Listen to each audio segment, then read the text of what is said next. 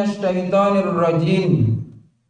Wadhkur fil kitabi Ibrahim innahu kana siddiqan nabiyya. Shadaqallahul azim. Hadirin ikhwatu iman rahimahumullah.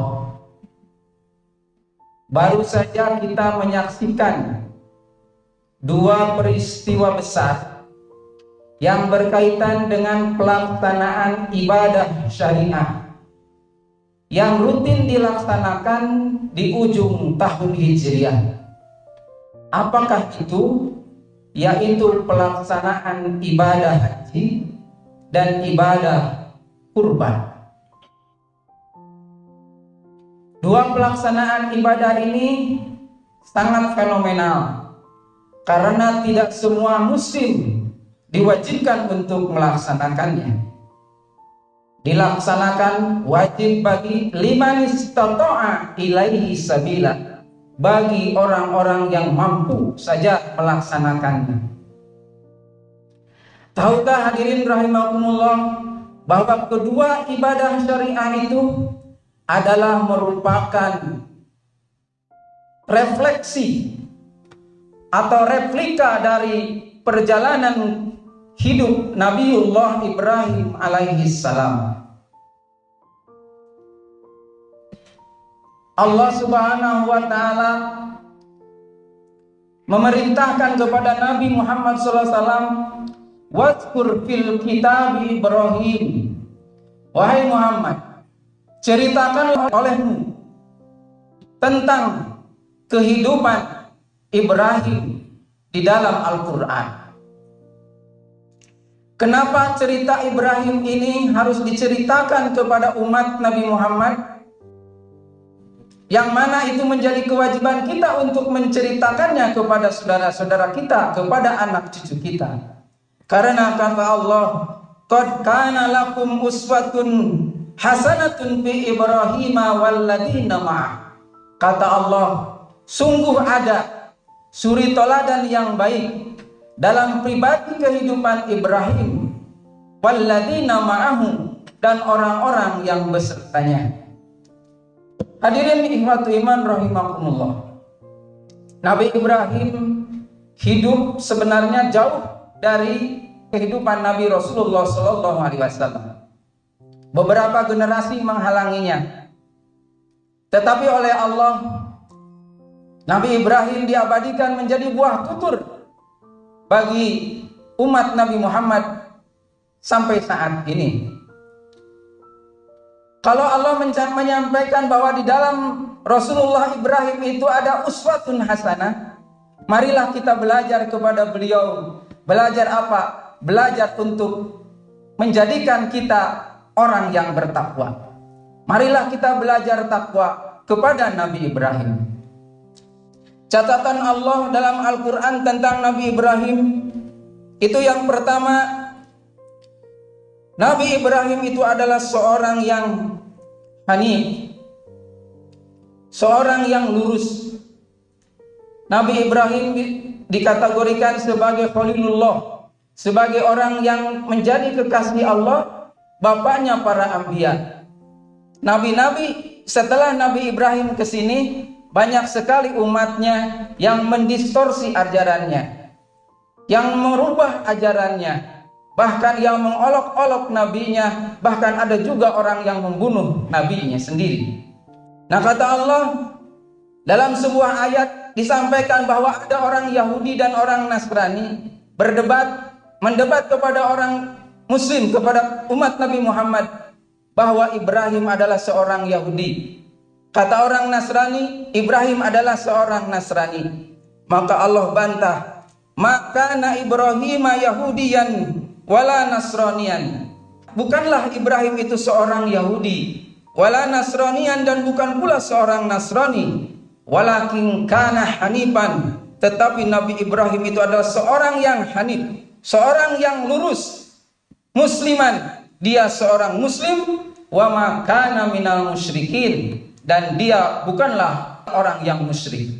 Jadi Nabi Ibrahim alaihissalam itu adalah seorang yang lurus akidahnya, dengan menganut Islam, kata Allah musliman sebagai seorang muslim, dengan ideologi la ilaha illallah.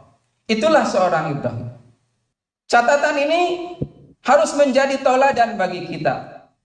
Betapa Nabi Ibrahim hidup di tengah-tengah kehidupan keluarganya, yang dalam sejarah dikatakan keluarganya itu adalah Azar.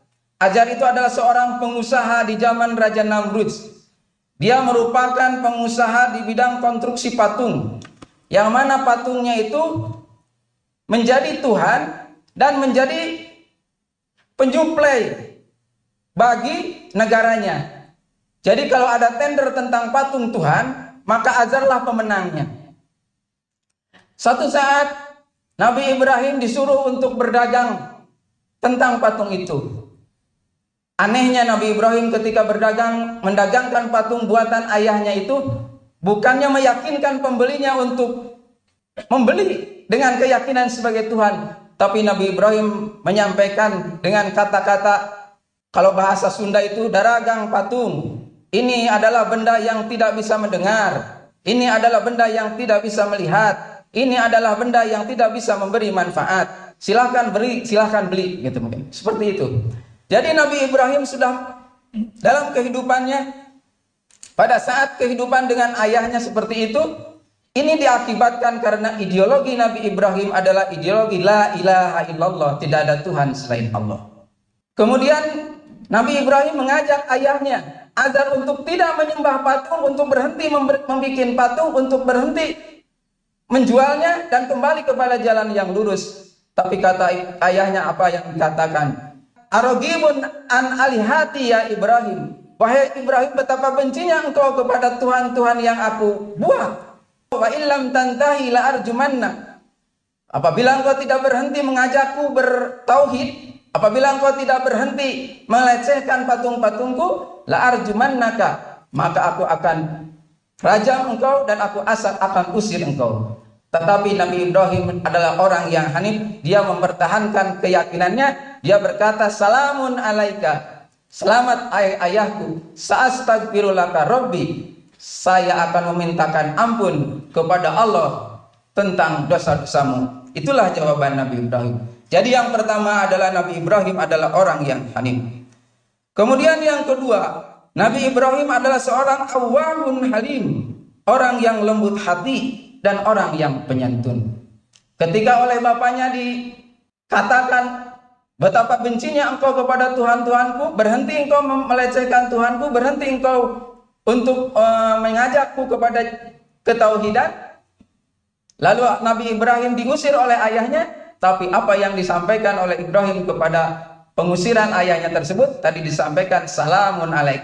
Ucapan Nabi Ibrahim adalah ucapan keselamatan. Bahkan Nabi Ibrahim berjanji, sa'astaghfirulaka rabbi, saya akan memohonkan ampun untukmu kepada Tuhanku. Pada saatnya nanti Nabi Ibrahim dalam surat At-Taubah disampaikan bahwa setelah ada ayat bahwa permohonan ampun bagi orang-orang musyrik itu adalah haram, maka umat Nabi mengatakan, kenapa Ibrahim memintakan ampun untuk ayahnya? Kata Allah disampaikan, itu hanya janji Ibrahim untuk ayahnya. Setelah Nabi Ibrahim tahu bahwa ayahnya itu adalah penentang Allah, tabarra'a minhu, maka Nabi Ibrahim pun berpaling daripada ayahnya itu. Kemudian pelajaran yang ketiga, Nabi Ibrahim adalah siddiqon nabiyya, orang yang selalu membenarkan kepada apa yang Allah sampaikan. Bagaimana Nabi Ibrahim ketika mencari-cari Tuhan, Allah sampaikan bahwa tidak boleh sujud kepada matahari, tidak boleh sujud kepada bulan, tidak boleh sujud kepada bintang, tapi sujudlah kamu kepada yang menciptakan bulan, yang menciptakan matahari, yang menciptakan bintang. Nabi Ibrahim membenarkan kalimat itu. Kemudian ketika Nabi Ibrahim arafil manam, melihat dalam mimpinya adbahuka, untuk menyembelih anaknya sebagai ujian dari Allah, siddiqon nabiyya, Nabi Ibrahim pun segera membenarkannya tanpa ada penolakan-penolakan dalam dirinya. Itulah Nabi Ibrahim alaihissalam. Kemudian yang keempat, Nabi Ibrahim adalah orang yang paling tawakal. Bagaimana kehidupan Nabi Ibrahim ketika menginginkan seorang anak, padahal usianya sudah lanjut. Nabi Ibrahim tidak bosan-bosan berdoa kepada Allah meminta seorang anak. Lalu oleh Allah dikabulkan anaknya. Lahirlah seorang bayi yang namanya Ismail.